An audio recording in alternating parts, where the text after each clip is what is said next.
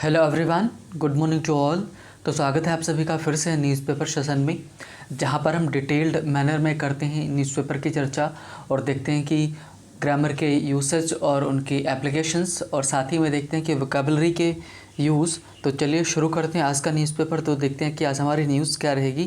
तो जो पहली आज की हमारी न्यूज़ है वो एनपीआर से जुड़ी है। और पहले जान लेते हैं कि एनपीआर है क्या।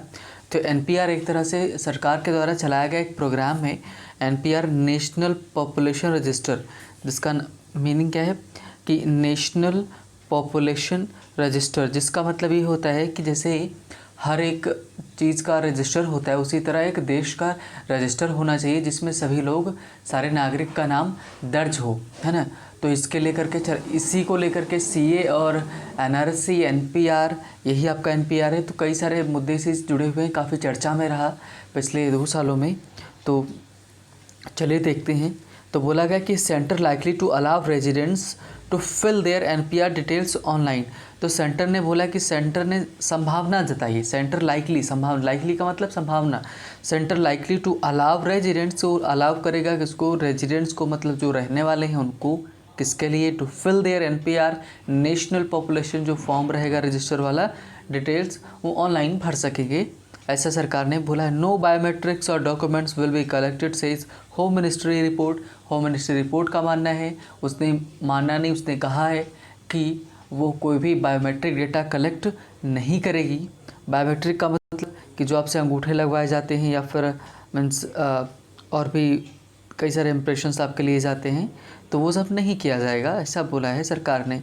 नेक्स्ट देखें तो जो अभी मीन्स ममता जी का केस आया था, ममता दीदी का केस आया था। ममता दीदी का केस क्या था, वो कैंपेनिंग कर रही थी, उसी बीच क्या हुआ था कि उनको चोट लग गई गिर जाने की वजह से। तो उसके चलते क्या हुआ कि poll panel orders suspension of 2 IPS officers in Bengal. तो बंगाल में 2 आईपीएस जो इंडियन पुलिस सर्विस के हैं ना, कि उनके 2 जो ऑफिसर्स हैं उसके सस्पेंशन के लिए बोला है। किसने बोला है, ये बोला गया कि इलेक्शन कमीशन ने बोला है ना। और unidentified people अलिजेडली pushed Mamata Banerjee.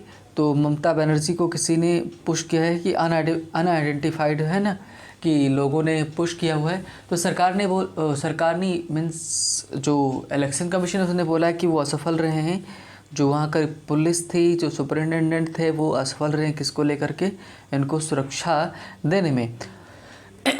Next अगर न्यूज़ देखें तो हमारी नेक्स्ट जो न्यूज़ है वो है India locks 25,320 new virus cases, है ना, कि नए 25,320 नए केसेस आए हैं, है ना, जो देखने को मिले हैं। Biggest daily spike this year 88% cases from the 7 states, कि लगभग 88% जो केसेस हैं वो 7 राज्यों से सिर्फ आ रहे हैं, और उसमें महाराष्ट्र सबसे ज़्यादा है। और जो बिगेस्ट डेली स्पाइक मतलब बढ़ोतरी देखने को हमको मिली। नेक्स्ट देखें तो बोला गया है कि मीन्स कपिल सिब्बल ने क्या बोला है। कपिल सिब्बल कौन है, ये सीनियर लीडर है किसके, कांग्रेस के। इन्होंने बोला है कि we are protectors of the Congress legacy. हम जो हैं मीन्स क्या, संरक्षक हैं किसके, जो कांग्रेस की लेगेसी, विरासत चली आ रही उसके। ऐसा क्यों बोला है, क्योंकि 23 लोगों का एक मेंबर का ग्रुप था, उन्होंने पत्र लिखा किसको, सोनिया गांधी को, कुछ रिफॉर्म्स के लेकर के। तो सोनिया गांधी ने बोला था कि आप लोग अगेंस्ट में हैं, तो डिसेंटर्स का काम कर रहे हैं। तो उन्होंने बोला हम डिसेंटर्स नहीं है बल्कि प्रोटेक्टर्स हैं, ऐसा किसने बोला है, कपिल सिब्बल साहब ने बोला। ये बहुत बड़े वकील हैं, है ना। हाँ, अब जरा कॉलम्स में देख लेते तो खेल जगत की बात करें तो भाई कल तो काफ़ी अच्छा रहा, है ना। और मीन्स कल कई सारे डेब्यूटेंट्स को लाया गया था। तो Virat Kohli, Ishan Kishan, power India to series levelling win, है ना, कि बराबर का सिचुएशन पर लेकर आ गए हैं। सबसे बड़ा किसका योगदान रहा कि 2 प्लेयर्स का रहा, जो कैप्टन हमारे हैं मीन्स विराट कोहली, और साथ ही में जो नए प्लेयर आए हैं ईशान किशन, है ना, जो कि मीन्स काफ़ी अच्छा इन्होंने कल खेला। तो इन दोनों लोगों की वजह से इंडिया कल मैच जीता। नेक्स्ट अगर देखें तो at least 38 killed during protest in Myanmar से एडवोकेसी ग्रुप। एडवोकेसी ग्रुप का मानना है कि प्रोटेस्ट के दौरान कम से कम 38 लोग मारे गए हैं। कहाँ पर, मीन्स जो वही म्यांमार में मिलिट्री शासन लगा है इसको लेकर के। नेक्स्ट अगर देखें तो सचिन वाजे ये इनका भाई केस कौन सा है, ये अंबानी वाला केस है, जिस अंबानी के घर के पास में जो गाड़ी पार्क की गई थी जिसमें एक्सप्लोजिव रखा हुआ था कि तो Sachin Vaze sent to NIA national investigation agency custody till March 25 in means Antilia bomb scare case है ना। इस केस में इनको अरेस्ट किया गया है, एनआईए ने लिया हुआ है अपनी कस्टडी में। नेक्स्ट अगर न्यूज़ देखें तो Congress and BJP announce their list of candidates in Kerala. BJP और कांग्रेस ने दोनों भाई अपनी लिस्ट जारी की है कि कौन किस में रहेगा है ना, किस में कितने मेंबर्स रहेंगे, इलेक्शन लड़ा जाएगा। तो ये आज की थी न्यूज़ हमारी। Now we are going for our means as usual editorial की तरफ। तो means a lot to know a lot to discuss. चलिए शुरू करते हैं आज का, देखते हैं कि आज हमारी न्यूज़ क्या रहेगी। तो आज का हमारा जो एडिटोरियल है वो है बेस्ड है जो मोदी जी ने अभी हाल ही में व्याख्यान दिया है, भाषण दिया है ना, स्पीच अपनी दी थी किसको लेकर के, सेनाओं को लेकर के, तो उसके ऊपर है। तो बोला क्या गया है future force for future Wars है ना, मतलब कि फ्यूचर फोर्स किसके लिए, फॉर फ्यूचर वॉर्स मतलब आने वाले समय में जो युद्ध है, भविष्य का जो युद्ध है उसके भविष्य की सेनाएं है ना, कि कैसे तैयार होंगे। क्योंकि जो वॉर का सिनेरियो है एकदम चेंज हो रहा है, कि पहले जैसा वॉर नहीं रहा कि लोग पहले अनाउंस करते थे कितने कौन से फ्रंट पे लड़ा जाएगा, कौन सा मोर्चा रहेगा, किससे लड़ रहे हो, कितने, सब चीज़ें क्लियर हो जाती थी। लेकिन अब आजकल टेक्नोलॉजी के टाइम पर ये चीज़ें कंफर्म नहीं हो पा रही हैं, तो हमको भी अपनी जो युद्ध नीतियां हैं उनको बदलनी पड़ेंगी और चीज़ें उसमें नई नई अपडेट करनी पड़ेगी। तो उसी को लेकर के लिखा गया है। तो चलिए देखते हैं कि भाई क्या है। तो बोला गया कि कॉन्फ्लुएंस टेक्नोलॉजी, कॉन्फ्लुएंस का मतलब होता है मिलाना, यहाँ पर है किसको मिला लें, टेक्नोलॉजी को, तकनीकी को, and a whole of government approach need to drive strategies and tactics. मतलब कह रहे हैं कि अ होल ऑफ गवर्नमेंट का मतलब पूरी गवर्नमेंट का बात कर रहे हैं, कि मतलब पूरी की पूरी गवर्नमेंट को एक ऐसी अप्रोच की ज़रूरत है जिसमें पूरी सरकार शामिल हो, नीड टू ड्राइव जो कर लेके जाए क्या, न्यू स्ट्रेटजीज एंड टैक्टिक्स की जो नए जो रणनीतियाँ और जो हमारी हैं उनको हम इस्तेमाल किया जाए, उनको आगे लेकर के जाया जाए। तो ये तो उन्होंने सब हेडलाइन बोला। अब चलिए शुरू करते हैं आज का, देखते हैं कि एडिटोरियल क्या रहेगा। तो आज का जो हमारा है ना, तो देखते हैं, स्टार्ट करते हैं पढ़ना।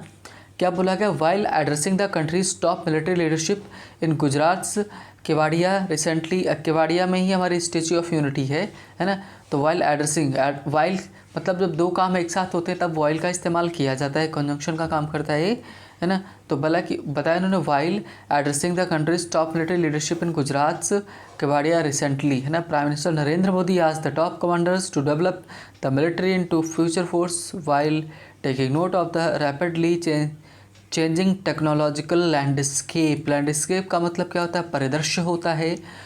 तो इन्होंने क्या बोला कि while addressing the country's top military leadership, मतलब कि जो इंडिया की जो है मीन्स टॉप मिलिट्री लीडरशिप है उसको एड्रेस करते हुए, उसको संबोधित करते हुए, sorry for inconvenience, bar issue हो रहा है। तो while addressing the country's top military leadership in Gujarat Kevadia है ना, कि हाल ही में जो मोदी जी ने केवाड़िया में क्या किया है, एड्रेस किया है किसको, मीन्स जो टॉप मिलिट्री लीडरशिप थी उसको है ना, कहते हुए उन्होंने पूछा है, क्या पूछा है, कमांडर से कि to develop the military into a future force है ना, कि जो क्या करें, मिलिट्री को किस में डेवलप करें, फ्यूचर फोर्स में डेवलप करें, while taking note of rapidly changing means technological landscape. तो और इस बात पर भी ध्यान दें कि जो तेज़ी से चेंज हो रहा है क्या, टेक्नोलॉजिकल मतलब कि जो एक तरह से बोल सकते तकनीकी जो परिदृश्य है वो चेंज हो रहा है ना, उसको ध्यान में रखते हुए इन्होंने बोला कि तकनीकी परिदृश्य का मतलब कि हर जगह टेक्नोलॉजी का इस्तेमाल किया जा रहा है। तो उसी को ध्यान में रखते हुए उन्होंने बोला कि इंडिया को भी ऐसा फॉलो करने की ज़रूरत है ना, उसको ध्यान में रखने की ज़रूरत है, तभी चीज़ें सही हो पाएंगी, तभी हम दुनिया के सामने खड़े हो पाएंगे। इन्होंने ये भी साथ में बोला कि ही ऑल्सो कॉल्ड फॉर एक फ्रेजल वर्ब है जिसका मतलब होता है डिमांड करना, बोलना, कहना, बताना है ना, कि he also called for an approach, और उन्होंने इस अप्रोच की बात की that focuses on breaking down civilian military silos है ना, and expediting the speed of decision making besides shedding the legacy system, है ना, कि शेडिंग का मतलब कम करना है ना लेगेसी सिस्टम को, है ना, कि साथ ही साथ में besides shedding the legacy system कह रहे हैं कि उन्होंने इस बात की भी डिमांड की कि ब्रेक डाउन मतलब क्या हो कि हम विभाजित करें किसको, सिविलियन जो मिलिट्री सिलोस हैं उनको। कहने का मतलब सिलोस का मतलब क्या होता है, सिलोस उसको बोला जाता है कि जो बेसिकली आपके क्या होते हैं प्रक्षेपास्त्र बोला जाता है, जहाँ पर जो चीज़ें मिसाइल वगैरह से जहाँ से छोड़ी जाती है उस जगह को बोलते हैं सिलोस। तो उन्होंने क्या बोला कि सिविलियन मिलिट्री सिलोस हैं उनको भी क्या किया जाए, विभाजित किया जाए। और मीन्स एक्सपेडिटिंग किसको बोलते हैं आप, ये कह सकते हैं कि एक्सपेडिटिंग द स्पीड, है ना, कि तेज़ी लाएं, गति लाएं किसमें, है ना, स्पीड में, है ना, डिसीजन मेकिंग, है ना, डिसीजन मेकिंग में। और besides shedding the legacy system, और साथ ही साथ क्या हो कि जो लेगेसी सिस्टम है उसको शेड किया जाए, मतलब कि थोड़ा सा जो परंपरागत चीज़ें हैं उनको किनारे किया जाए। इन्होंने उसकी बात की। नेक्स्ट अगर देखें चेंजिंग नेचर ऑफ वॉर, कि कह रहे हैं कि बदलता हुआ जो क्या है परिदृश्य किसका, वॉर का, कि वॉर पहले जैसा अब नहीं रहा, उसकी एकदम चीज़ें अलग हैं। उन्होंने बोला कि अर्लियर पहले क्या था, wars use to be easy to define, मतलब जो युद्ध होते थे उनको परिभाषित करना, उनको बताना समझना आसान था, है ना। वी कुड से, और हम कह सकते थे कि हम कह सके कि से विद कॉन्फिडेंस, हम कह सकते हैं कि कॉन्फिडेंस के साथ कह सकते थे कि whether we are at war और एट पीस, मतलब कि हम उस पहले की अगर बात करें तो पहले हम अगर लड़ाई कर रहे हैं कि हम समझौते में, हम ये बात कह सकते थे, शांति चल रही क्या, इन सब में कह सकते थे। लेकिन आज के टाइम पे सब कहना संभव नहीं है। We could identify whom we were fighting with, हम ये भी हम आइडेंटिफाई कर सकते थे कि हम किसके साथ लड़ रहे थे और एट विच फ्रंट, और किस मोर्चे पर थे ये भी हमको पता था। आज कुछ भी पता नहीं है टेक्नोलॉजी के टाइम पर, है ना। ये कहना चाह रहे हैं द डिपेंडिंग अपॉन, किसके ऊपर डिपेंड कर रहा है, नॉर्म्स, नियमों के ऊपर, ideology means ideology of society, मतलब कि जो समाज की जो विचारधारा है उसके ऊपर भी डिपेंड हो रही हैं। टेक्नोलॉजी मतलब कि जो तकनीकी है, और क्या बता रहे हैं, एंड एनोनिमिटी, एनोनिमिटी का मतलब क्या है कि गुमनामी, कि मतलब कौन कहाँ पर है, किसके साथ है, आजकल कंफर्म नहीं हो पा रहा है ना। इवन कंट्री के अंदर इतने लोग हैं जो कंट्री को सपोर्ट नहीं करते हैं, तो ये सारी प्रॉब्लम्स देखने को हमको फेस करनी पड़ रही हैं। Now new terms denote changes in the definition of modern war, कि जो नए टर्म्स का इस्तेमाल किया जा रहा है किसमें, डेफिनेशन में, किसके डेफिनेशन में, वॉर्स के, है ना। दीज इंक्लूड, ये इन वर्ड्स में कौन कौन शामिल है, हाइपर मीन्स हाइपर का मतलब होता है कि बहुत ऊपर एकदम तेज़ी से, हाइब्रिड मतलब दो चीज़ें शामिल हों जिसमें, हाइब्रिड कंपाउंड, नॉन लीनियर मतलब सीधी रेखा में नहीं चलेगा। सीधी रेखा कहने का मतलब है कि वॉर सीधा सीधा नहीं होगा, सामने सामने टेढ़ा मेढ़ा, कभी यहाँ कभी वहाँ, है ना, इस तरह चलेगा। और फोर्थ जनरेशन मतलब नेक्स्ट जनरेशन, एंड का कॉन्टैक्टलेस, है ना, कि मतलब जहाँ पर कोई संबंध ही नहीं हो। कहने का मतलब ये कहना चाह रहे हैं कि कुछ भी फिक्स्ड नहीं है कि इस किस तरह के वॉर्स होने वाले हैं, होंगे फ्यूचर में, इनके बारे में कोई हमको जानकारी नहीं है। तो अगर हम उस हिसाब से अपने आप को अपडेट नहीं करेंगे तो हम मीन्स हमारे लिए जीतना मुश्किल हो जाएगा। और मिलिट्री थियोरिस्ट कार्ल वॉन, है ना, क्लाउज़विट्ज़, उन्होंने ये बताया कि रिकॉग्नाइज्ड, उन्होंने ये इस बात को मान्यता दी, किस बात को मान्यता दी, the changing character of war incredibly early when he stated, मतलब कि द चेंजिंग, जो बदलता हुआ क्या, वॉर का जो मीन्स वॉर बदलता हुआ क्या, इनक्रेडिबली अविश्वसनीय रूप से, अर्ली और बहुत ही जल्दी का, व्हेन ही स्टेटेड जब उन्होंने कहा, the war was practically limitless in variety, मतलब कि लिमिटलेस है कि मतलब कोई सीमा नहीं है, कहाँ तक जा सकते हैं वॉर का, कैसे लड़े जा सकते हैं, इन सब को लेकर के कोई मीन्स फिक्स्ड नियम नहीं है। सच बीइंग द अनप्रडिक्टेबिलिटी, मतलब कि जिसकी हम कोई गैस ही नहीं कर सकते, कोई संभावना ही नहीं जता सकते, वो बात बता रहे हैं। How do you modernise a force and make it ready for the future, और तब आप क्या करेंगे, मीन्स अपनी फोर्स को कैसे मॉडर्नाइज करेंगे, उसमें नई नई तकनीकियाँ लेकर आएंगे, और कैसे आप इसको भविष्य के लिए तैयार करेंगे। इन सब ये सब बहुत सारी चीज़ें मैटर करती हैं, इन्होंने ये बोला है ना। वॉर एट इट्स कोर, है ना, कि जो अगर मेन में अगर बात करें कि एकदम अंदर जा कर के तह में, तो इस वॉर को is recognised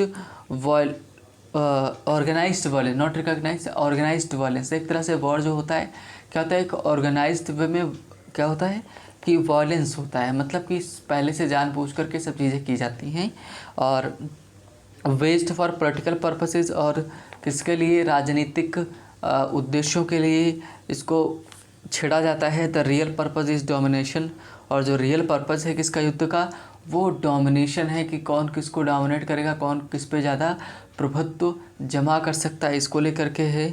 if humans are naturally political, कि राइटर कह रहा है कि अगर यदि इंसान जो है नैतिक रूप से अगर प्राकृतिक रूप से क्या है कि एकदम राजनीतिक ही है, तो एनिमल्स है, क्या है, राजनीतिक एनिमल्स है। War will be the proverbial state, तो मतलब वॉर क्या होंगे, एक प्रोवर्बियल स्टेट होंगे, मतलब कहावतें जैसी होंगी, जैसा पहले कहा गया वैसे होंगे। Of the nature and peace and tech aberration, aberration का मतलब क्या होता है कि पतन होना। कहना ये चाह रहे हैं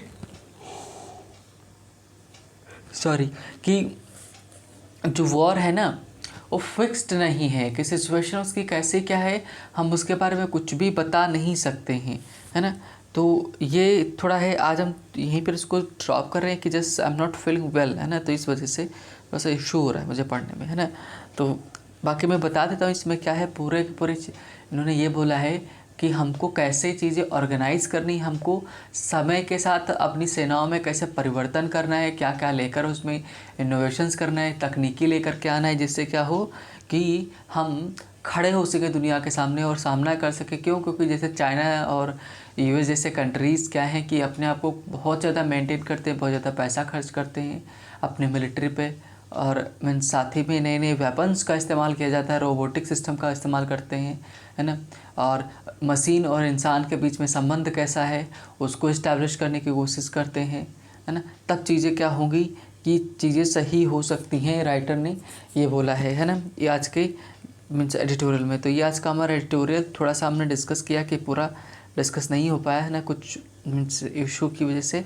तो चलिए मीन्स आज यहीं ख़त्म करते हैं और हम लोग मिलेंगे नेक्स्ट डे नए सेशन में, है ना, नई खबर के साथ और नए एडिटोरियल के साथ। तो तब तक के लिए bye bye and take care, है ना, and thank you for watching and listening.